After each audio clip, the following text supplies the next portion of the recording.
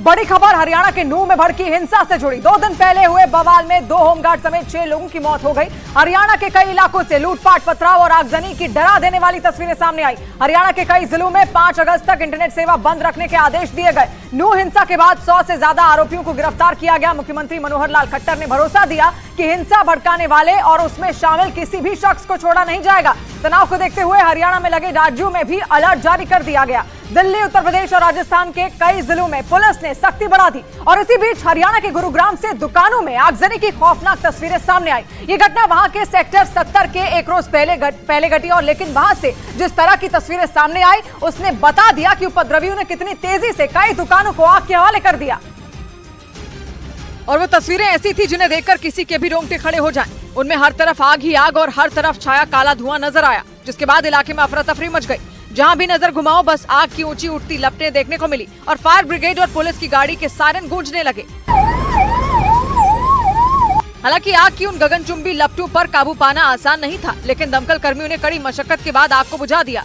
अगली सुबह वहां से जो तस्वीरें आई उसमें तबाही और बर्बादी का मंजर दिखा, जिनमें कई जगह धुआं सुलगता दिखा तो कहीं राख ही राख दिखी। कुछ सामान पूरी तरह जल चुका था तो कुछ अधजला सामान भी दिखा। वहां खड़ी एक गाड़ी भी आग की भेंट चढ़ गई। वहीं गुरुग्राम के सेक्टर 70 से चौंकाने वाली एक और खबर भी सामने आई, जिसमें वहां की एक दुकान की छत में पेट्रोल बम मिला। पुलिस के मुताबिक इन्हीं पेट्रोल बम के जरिए वहां की दुकानों में आगजनी की गई थी, जिसमें कई दुकानें जलकर राख हो गईं।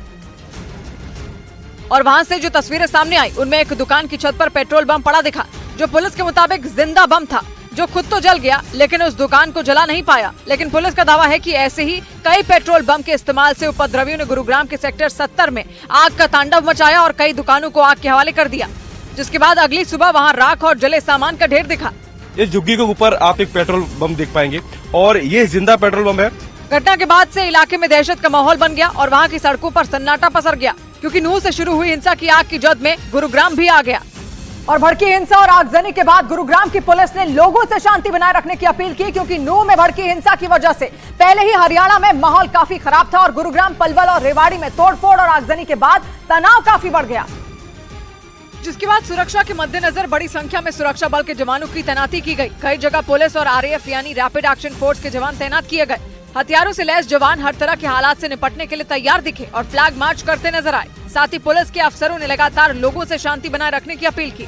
नूंह निवासियों से अनुरोध है कि शांति बनाए रखें, भाईचारा बरकरार रखें। कई संवेदनशील इलाकों में रात को भी रैपिड एक्शन फोर्स के जवानों ने फ्लैग मार्च किया। हिंसा ज्यादा न भड़के और हालात काबू पर किए जा सके, इसके लिए सुरक्षा बल पूरी तरह एक्शन में दिखे। हालांकि नूंह में भड़की हिंसा के बाद राज्य के कई जिलों में धारा 144 लागू कर दी गई। इस बीच नूंह में 2 दिन पहले निकली शोभा यात्रा के दौरान पथराव और आगजनी की घटना को हरियाणा सरकार ने साजिश करार दिया। हरियाणा के गृह मंत्री के मुताबिक ये हिंसा अचानक नहीं भड़की, बल्कि पहले से ही इसकी तैयारी की गई। हरियाणा सरकार ने नूंह में हुई हिंसा के पीछे किसी बड़ी साजिश की तरफ इशारा किया और दोषियों के खिलाफ सख्त कार्रवाई की बात कही। जिस तरफ गोलियां चलाई गई ये अकस्मात हुआ नजर नहीं आता। नूंह में भड़की हिंसा के जो वीडियो सामने आए उसमें लोग सड़क पर उतरकर पथराव करते दिखे, तो वहीं गाड़ियों में तोड़फोड़ करते नजर आए। वहीं हरियाणा के गृह मंत्री अनिल विज ने दावा किया कि बवाल के वक्त हथियार लहराए गए और गोलियां चलाई गईं। इसके साथ ही हरियाणा सरकार ने इस हिंसा को साजिश करार दिया। वहीं हरियाणा पुलिस ने दावा किया कि नूंह हिंसा मामले में मोनू मानेसर की भूमिका की जांच शुरू हो गई और आरोप लगा कि मोनू मानेसर के एक वीडियो के बाद ही नूंह में हालात तनावपूर्ण बन गए, जिसके बाद वहां बवाल हुआ। और अब पुलिस नूंह में हुए हिंसा और बवाल में मोनू मानेसर की भूमिका की जांच में जुट गई। मोनू मानेसर की तलाश जारी है, जल्द से जल्द उसको भी पकड़ के अरेस्ट करा जाएगा। वहीं हरियाणा के गृह मंत्री ने मोनू मानेसर के उस वीडियो के सामने आने के बाद शुरू हुए विवाद पर अपनी बात रखी। वो कहीं पर भी दंगा करने के लिए नहीं कह रहा है, वो लोगों को यात्रा में पहुंचने के लिए कह रहा है। क्योंकि आरोप लगा कि शोभा यात्रा में मोनू मानेसर की मौजूदगी की खबर के बाद नूंह में हालात बिगड़ गए और फिर वहां बवाल हो गया। उधर नूंह हिंसा मामले में शोभा यात्रा निकालने वाले आयोजकों पर सवाल उठ गए। हरियाणा के डिप्टी CM के मुताबिक शोभा यात्रा निकालने वाले आयोजकों ने प्रशासन को पूरी जानकारी नहीं दी, जिसकी वजह से नूंह में बवाल हो गया और फिर पथराव और आगजनी की घटना हुई। हरियाणा के डिप्टी CM दुष्यंत चौटाला ने शोभा यात्रा निकालने वाले आयोजकों पर सवाल उठा दिए। आयोजक थे कल की यात्रा के, उन्होंने भीड़ एस्टिमेशन का प्रॉपर ब्यौरा डिस्ट्रिक्ट प्रशासन को नहीं दिया, कहीं न कहीं उसकी कमी के कारण ये दुर्घटना कल हुई। वहीं दुष्यंत चौटाला के बयान के बाद कांग्रेस हरियाणा सरकार पर हमलावर नजर आई।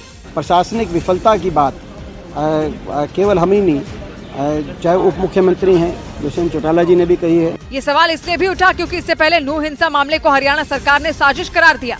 इस बीच हरियाणा के नूह में हुई हिंसा के दौरान हैरान करने वाला एक वाकया पेश आया, जिसका वीडियो भी सामने आया और आरोप है कि वहां भड़की हिंसा के दौरान कुछ लोग जबरदस्ती एक शोरूम में घुसे और वहां से करीब 250 मोटरसाइकिलें उठा कर ले गए। और उपद्रवी यही नहीं रुके, उन पर आरोप है कि उन्होंने गोदाम का ताला तोड़ा और वहां से मोटरसाइकिलें लूटी, जिनमें कुछ मोटरसाइकिल को उन्होंने आग के हवाले कर दिया, तो कुछ मोटरसाइकिल में तोड़फोड़ कर उन्हें कबाड़ में बदल दिया और कुछ मोटरसाइकिल तो सड़क पर और पानी में यहाँ वहाँ फेंक कर वो फरार हो गए। गोडाउन का ये लॉक तोड़ा है और फिर बाइक यहाँ से उठानी शुरू कर दी है।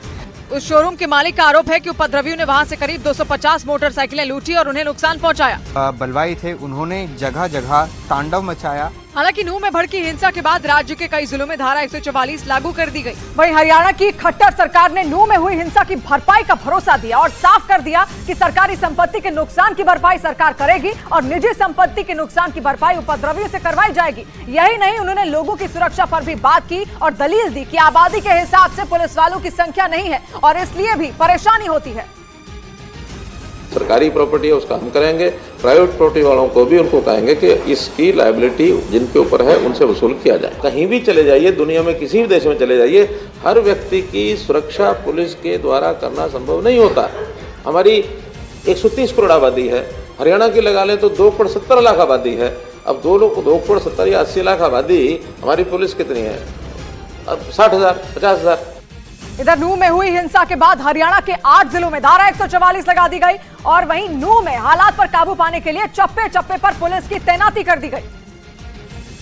और हिंसा के 2 दिन बाद जो तस्वीर नूह से सामने आई, उसमें वहां के अलग अलग इलाकों में भारी तादाद में पुलिस फोर्स तैनात दिखी, तो वहीं सभी दुकानें बंद नजर आई। इसके साथ ही सड़क पर सन्नाटा पसरा दिखा। हालांकि कुछ लोग सड़क पर नजर आए, लेकिन पुलिस की पैनी नजर उन पर बनी रही। वहीं नूह, गुरुग्राम, रेवाड़ी, पलवल, फरीदाबाद, सोनीपत, पानीपत और महेंद्रगढ़ में धारा 144 लगा दी गई। इसके साथ ही नूह और गुरुग्राम के कई इलाकों में इंटरनेट सेवा बाधित कर दी गई। वहीं ताजा हालात को देखते हुए नूह में 10वीं और 12वीं की बोर्ड परीक्षा रद्द कर दी गई। वहीं नूह में बवाल करने वालों के खिलाफ पुलिस ने एक्शन लेना शुरू कर दिया। वहां संवेदनशील इलाकों में पुलिस ने फ्लैग मार्च किया। इस दौरान नूह का माहौल खराब करने वालों के खिलाफ FIR दर्ज कर उनमें कई आरोपियों की गिरफ्तारी भी की गई, जिसके तहत 100 से ज्यादा लोगों को गिरफ्तार कर लिया गया, जिन पर नूह में शोभा यात्रा के दौरान पथराव और आगजनी करने का आरोप लगा। जो षड्यंत्रकारी इस प्रकार से थे, जो दोषी लोग थे, उनको पकड़ा जा रहा है। पुलिस के मुताबिक नूह में हुए बवाल में 2 होमगार्ड समेत 6 लोगों की मौत हो गई। वहीं अब तक इस मामले में 100 से ज्यादा लोगों को गिरफ्तार किया गया। साथ ही पुलिस छापेमारी कर नूह का माहौल खराब करने वालों की गिरफ्तारी में जुट गई और वहां हालात पर काबू पाने के लिए पुलिस की 14 कंपनी नूह में तैनात की गई।